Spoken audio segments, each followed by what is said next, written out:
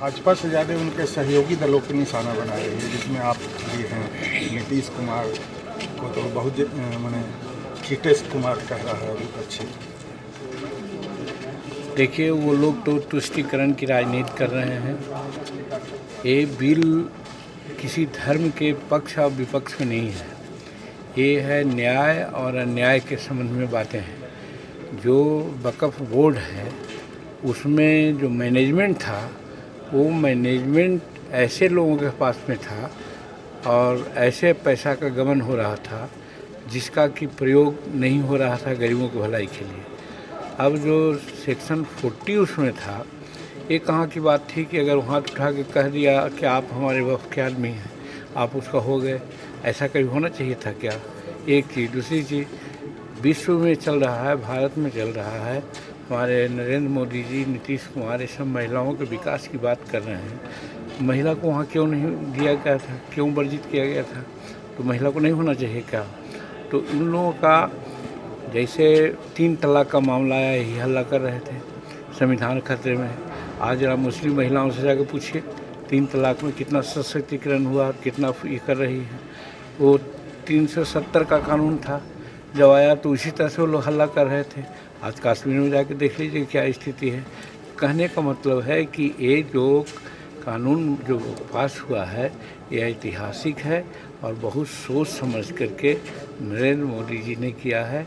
ये किसी धर्म के विरुद्ध की बात नहीं, व्यवस्था के विरुद्ध है।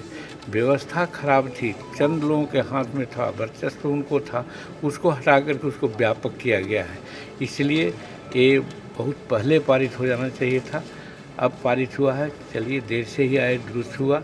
और जो लोग कह रहे हैं उनके मन में बेईमानी है, वो लोग नहीं चाहते। देखिए, समाज में कुछ लोग डेवलप्ड होते हैं तो उस समाज में भी कुछ डेवलप्ड लोग होते हैं, वो विरोध कर रहे हैं इसलिए कि वो अभी तक उसका माल चाव रहे थे, गरीब को नहीं चाहते थे कि वो जाए।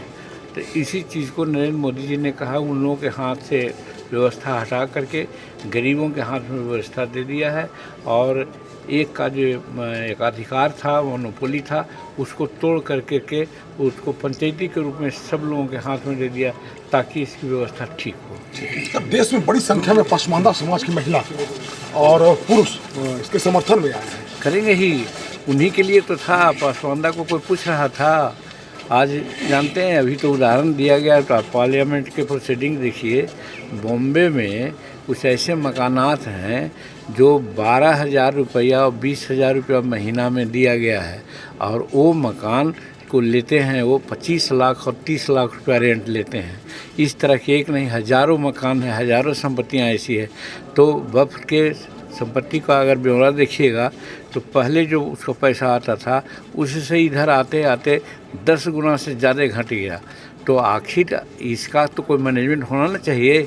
मैनेजमेंट नहीं था, इसी के लिए ना हो रहा था, और उसका लाभ गरीबों को नहीं मिल रहा था। तो उनको जो दूसरे आदमी जो अड्डा जमाए हुए थे, उन लोगों को, मनाधिकारी को हटा करके गरीबों के हाथ में इन्होंने सौंप दिया है। और इससे पसमानदा है, महिलाएं हैं और छोटे तबके के जो मुसलमान भाई के लोग हैं, सबको फ़ायदा होगा। चलिए, धन्यवाद।